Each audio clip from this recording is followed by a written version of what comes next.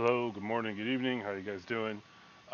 So, naytmare1 uh, was looking for some help in the LDO channel for the LDO all-wheel drive. So I made a video for him, um, and I'm gonna play that video after this done. But he wanted to know what my graphs look like, so I don't have that in the video I'm gonna show after this. So I'll show you guys right now. Uh, So my belts, most recent belts, look like this. This is an LDO 300 cube with an LDO all-wheel drive, running LDO 2504s in a Chirpy Dragon Burner with the Vitalii uh, Dragon Burner carriage. And so these are the belts I was able to get on it that I'm using now. Oop, same thing. The input shaper, the X looks like this. It's a little wide, but it's not too bad.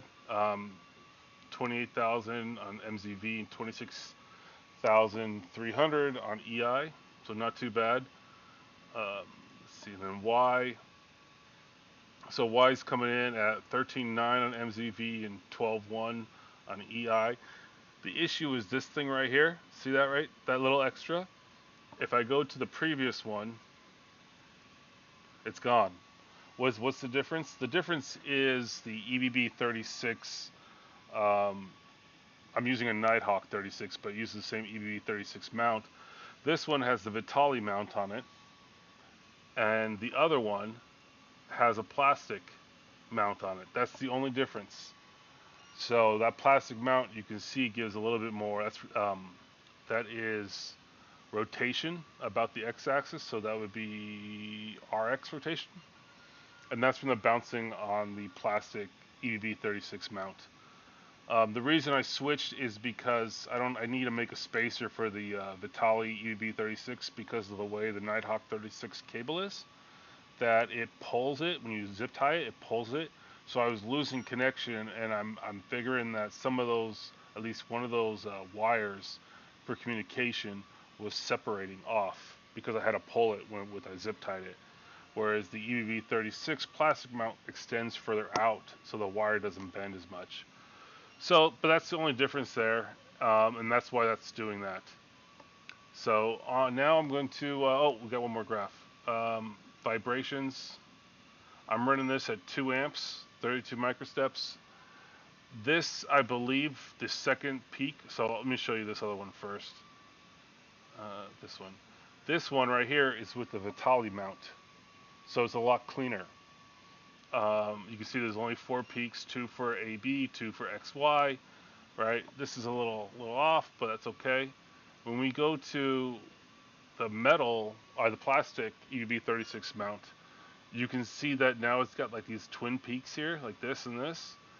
This, I think, is just all due to that mount. So you're getting a little bit more motor vibrations, and you're basically causing this to happen. But it is kind of giving us a better looking cross. What this means is that we have more on the A and B motors, the diagonals. We have more working room. So that's what it's like. So now I'll play the video, and then you guys can watch it if you'd like on how I set this thing up, as I explained in naytmare1, and we're good to go. All right, have a good one. Okay, so I just rebuilt this entire printer. So it's got new Berserker Y rails. It has a Motion Perfect X rail, and I chose Motion Perfect because it's self-lubricating.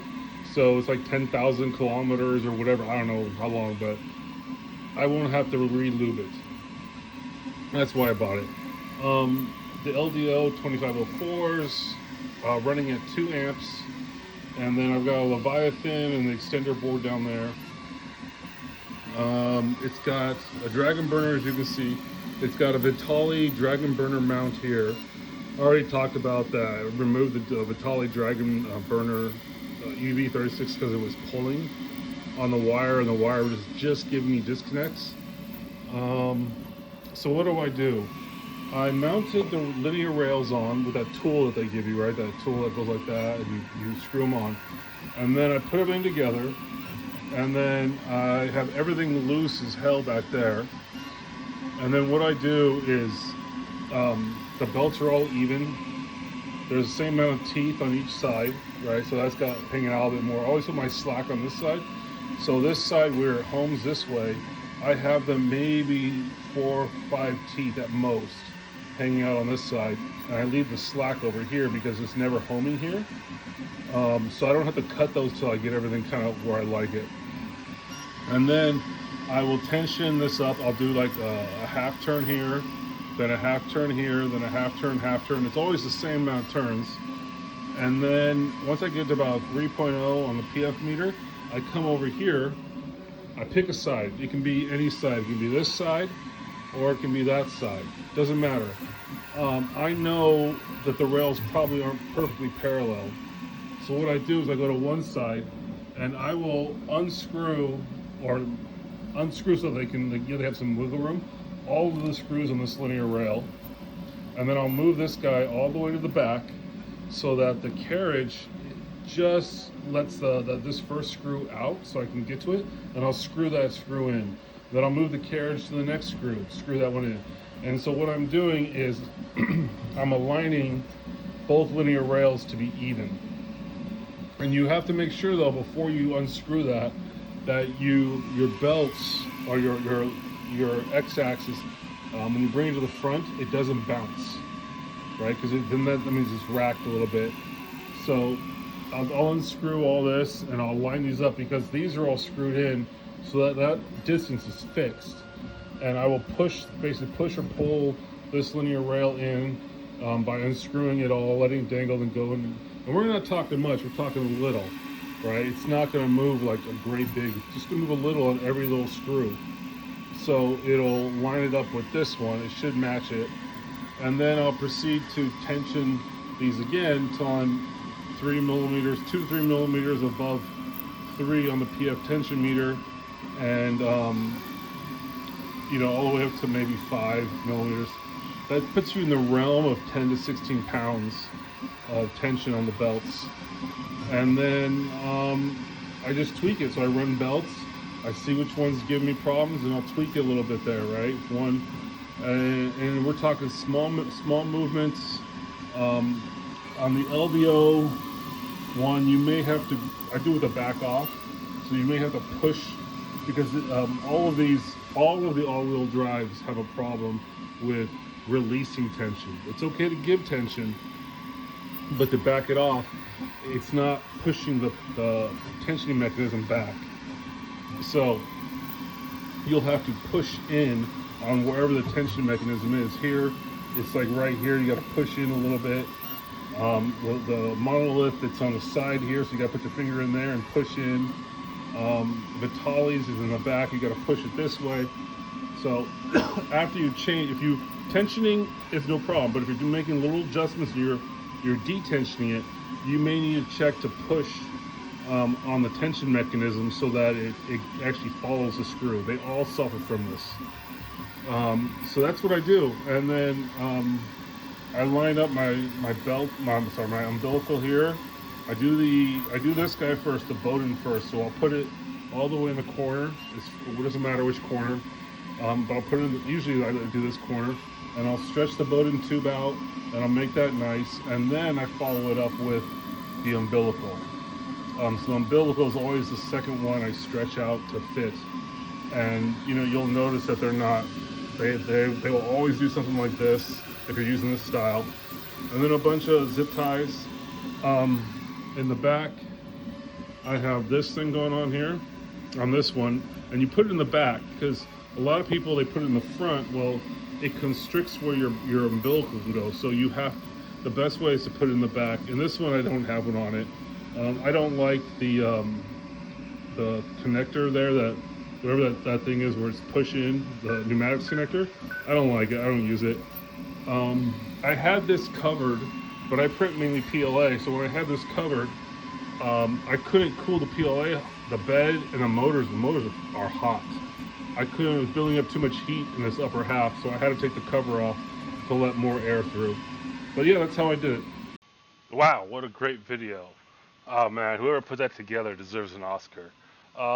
I know I did forget to mention in the first half all the speeds and everything that I was using. So that's why we're back here in the Act 3, if you will. So currently, I'm going to reset this. These are all the accelerations I'm using, and these are all the speeds I'm using, as you can see. Um, I did my my infill speed is too fast, and I know that because the infill's not connected. So I can either reduce the acceleration or reduce the speed. When you have that kind of choice, always go with speed first. So you can see the kind of let me go back to the. This is the kind of model I'm printing right here. So you can see it's a lot of little things in it. So I'm never going to get the full speed, except for the infill. We'll slice it real quick. I'll show you the infill. So the infill is probably going to be the only thing that I'm going to get speed on, and you can see that in actual speed here, right? So it's about 200. Everything else has got all these slowdowns going on in it. So it's never going to really hit the speed you want. The infill will. That's the actual speed. The volumetric flow rate, we're about 18 here. So if I slow this down a little bit, so look at our time right now, right? So it's 2 hours and 8 minutes at 200 infill. Let's just slow it down a bit to 175, and let's see where we're at. And of course, this time is just a relative time, right? It's not absolute. 2 minutes. It took us 2 more minutes to print this just by slowing it down, and hopefully what's going to happen is all the infill is going to be connected. Right now I'm getting disconnects all over the place. If I have to, I'll slow it down to 150 like everything else, and then where does it land us at? Oh, let's hit the slice button.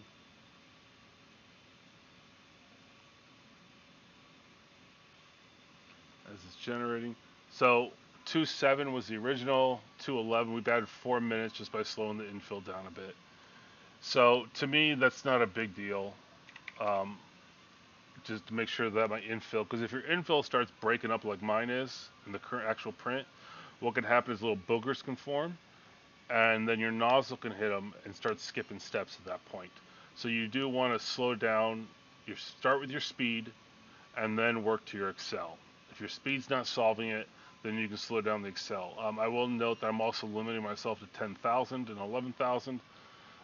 That really has to do with cooling on it. From my own experience, I know if I go above 10,000 on perimeters, they start looking like crap. That's because I'm printing PLA with a Dragon Burner. I'm not doing CPAP, so my cooling is very limited, as I told you in the Act 1 of this video. The other thing, I might as well mention it, that people do is my cooling. I turn off all dynamic cooling, dynamic fan speeds, slowdowns for layer times. I just leave it at 100. And what I instead do is I control my speeds to print the quality I want. I use all the graphs that I have in other videos shown you, and I'd use that to control all of the artifacts that may or may not be present on the model. So that's the end. I'm glad you guys came along for the ride, and we should do this again sometime real soon. So with that, have a good day, have a good night, see ya.